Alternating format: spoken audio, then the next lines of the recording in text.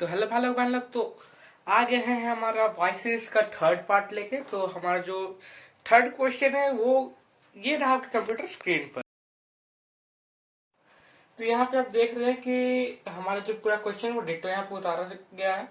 तो क्या क्वेश्चन का था हमारा, in wall light can not pass. तो यहाँ वॉल किया एक जनरल जो हमारे रूम का वॉल होता है, जो कि हर घर में जो जनरल वॉल होता है उसके बारे में बात किया जा रहा है। ठीक है, लाइट कैन नॉट पास, ठीक है, उससे तो लाइट कैन नॉट पास पास नहीं होता, बट साउंड कैन पास। ठीक है, साउंड, हाँ, हम लोग जब रूम के बाहर होते साउंड सुनाई देता, यानी कि जो हमारा जो साउंड है वो वॉल से पास हो रहा है। ठीक है, ये होता क्या रियल में अभी हम लोग देखेंगे, यहाँ जो क्वेश्चन का मीनिंग वो बता रहे हैं।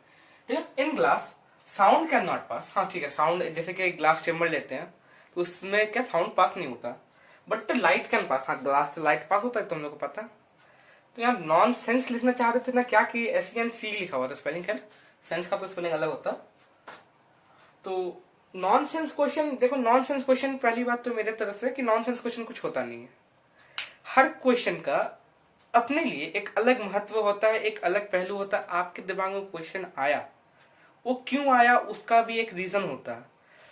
तो वैसे तो अगर एक टेकिंग एग्जांपल, जो हमारे सर रामानुजन है, तो अगर उन्होंने सोचा होता कि इन्फिनिटी यानी कि जो अनंत है वो अगर इन्फिनिटी रहता, उसको वो बताते नहीं उसका वैल्यू, जो हम लोग को अभी जो एज पर द फिजिक्स जो यूज होता है इन्फिनिटी का जो वैल्यू, कहीं पर अगर फिजिक्स में इन्फिनिटी आता है तो उसका वैल्यू हम लोग -1/12 पुट करते हैं।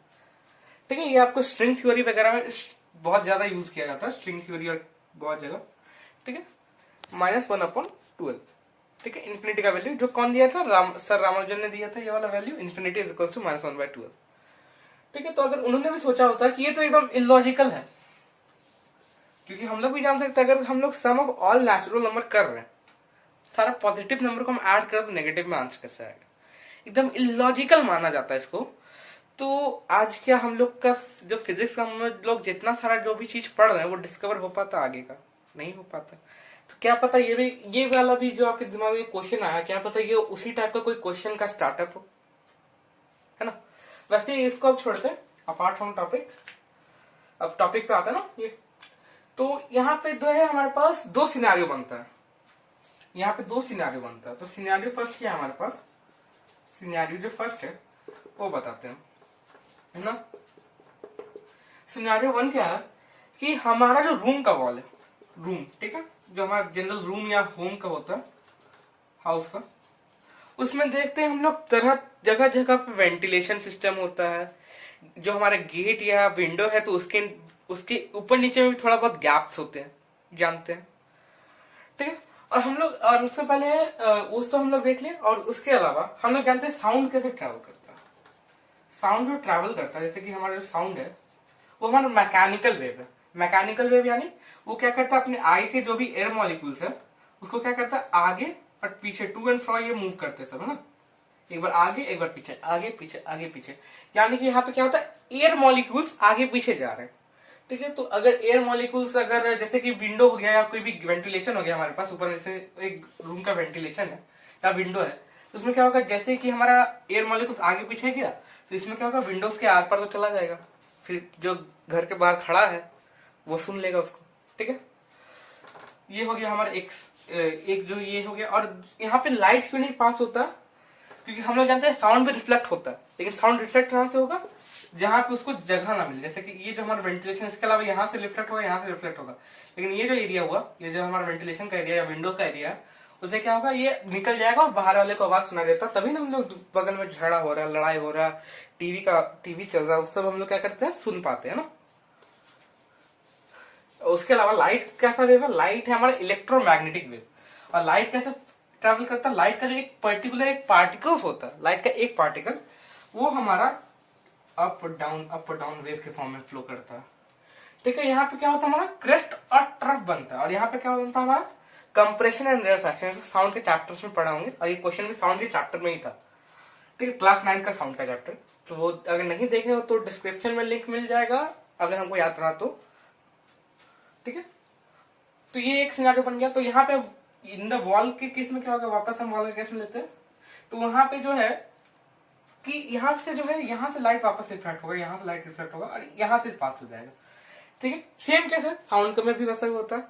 लेकिन ना कंफ्यूजन इसलिए होता है कि हम लोग क्या समझ लेते हैं कि वो जो पूरा घर है, वो जो पूरा वॉल है, उसी से पास हो रहा है, क्योंकि हमको पर्टिकुलर एक घर से आवाज आता है, तो हम क्या समझ लेते हैं कि वो वॉल से हम लोग का साउंड ट्रैवल होता है।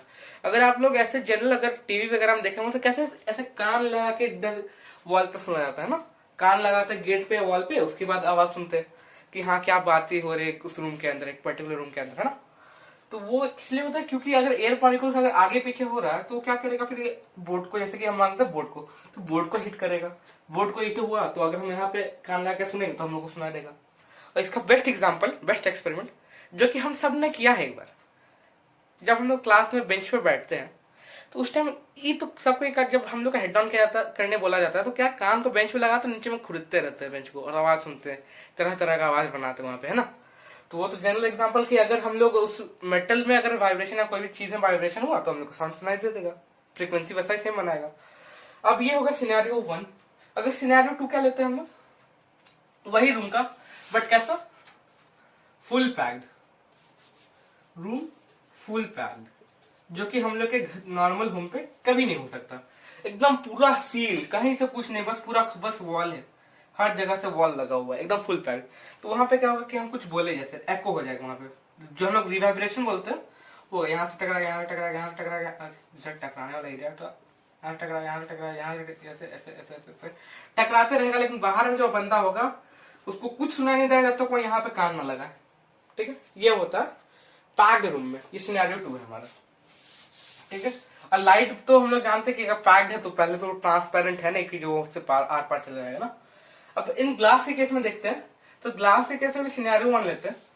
अगर हम लोग ग्लास रूम लिए, ठीक है, ग्लास रूम में भी अगर कहीं पे हमारा अगर एज वगैरह पे ठीक से सील नहीं है या फिर कहीं पे होल है ना, कहीं पे अगर मेरा होल है तो वहां से भी साउंड पास हो सकता है। ग्लास के अंदर कोई बोलेगा तो भी बहुत थोड़ा मात्रा में पास होगा, लेकिन होगा जरूर, है ना। उसके अलावा तो कान लगाएंगे ग्लास के ऊपर सुनाई देगा ही। ये हो गया साउंड का। और लाइट का क्या होता है, लाइट जो है वहां पर रेयर फ्रैक्शन करता है ना, जैसे कि ग्लास हुआ, ग्लास का हम लोग जानते हैं कि लाइट का जो पार्टिकल मूव करता है, लाइट का पार्टिकल ऐसे जाएगा, फिर यहाँ से थोड़ा ऐसे मूव करेगा, ऐसे ऐसे ऐसे, फिर वो सीधा अपने जैसे वेव फॉर्म में जा रहा था वैसा मूव करेगा। और यहाँ पे जो है रेयर फ्रैक्शन होता है, ये हम लोग लाइट्स के चैप्टर में पढ़ेंगे। तो यहाँ पे थोड़ा आगे पीछे, मतलब जैसा भी अप डाउन होगा यहाँ तो मूवमेंट स्लो हो जाएगा ना। यहाँ पे जैसे कि अगर हम लोग बाहर में एक है तो यहाँ पे ऐसे एक पूरा, और थोड़ा बहुत इसका डायरेक्शन चेंज होता है ना, जैसे कि लाइट हम लोग एक ऐसे तो जनरल हम लोग क्या लाइट को बीम के फॉर्म में देते हैं ना, तो ये बीम आया, हल्का सा मुड़ेगा, फिर सीधा चला जाएगा, ऐसा होता है वहां पे। ठीक है, रेयर फ्रैक्शन होता है अंदर में। और scenario 2 fully packed, fully packed. ठीक है, फुल्ली पैक्ड में क्या होगा हमारा कि जो हमारा साउंड है वो सेम वैसे ही अपने अंदर में ही उधर उधर जाते रहेगा। और लाइट क्या होगा वहां पे, लाइट तो हम लोग जानते हैं कि ट्रांसपेरेंट है, तो वो क्रिस्टल है, ग्लास भी एक टाइप का हम लोग क्या समझ सकते हैं, क्रिस्टल टाइप में उस अपने आसपास जो है लाइट को फ्लो करने दे सकता है। तो क्या करेगा, और वैसे भी लाइट का पेनिट्रेटिंग पावर हाई होता है। हम लोग देखे थे अल्फा पार्टिकल्स, वो भी एक इलेक्ट्रोमैग्नेटिक वेव है। Alpha particle, beta particle, gamma particle, sorry particle rays, alpha rays, gamma rays, beta rays, ये सब जो है हमारे रेज है, ये सब इलेक्ट्रोमैग्नेटिक वेव्स है। ठीक है, वो सभी उनके पास भी पेनिट्रेटिंग पावर होता है ना। तो गोल्ड फॉइल से आर पार चले गए थे, तो ग्लास ही है भैया, ग्लास से तो आराम से जा सकते हैं ना। तो इसलिए जो है ग्लास से शुरू हम लोग लाइट पास हो सकता है। तो होप्स आपको समझ में आया हो। अगर नहीं समझ में आया या फिर इसमें भी आपको कोई डाउट है तो नीचे में कमेंट कर दीजिए। अगले वीडियो में हम आपके डाउट को सुलझाने की कोशिश करेंगे। और आज के लिए बस इतना ही। तो धन्यवाद, शुभ दिन और शुभ रात्रि। और वीडियो को लाइक करें, कमेंट कर दें आपका कोई क्वेश्चन हुआ तो, और चैनल को सब्सक्राइब कर दे अगर नहीं हो तो। नहीं नया ना, नया हो तो तब तक के लिए टाटा, बाय बाय।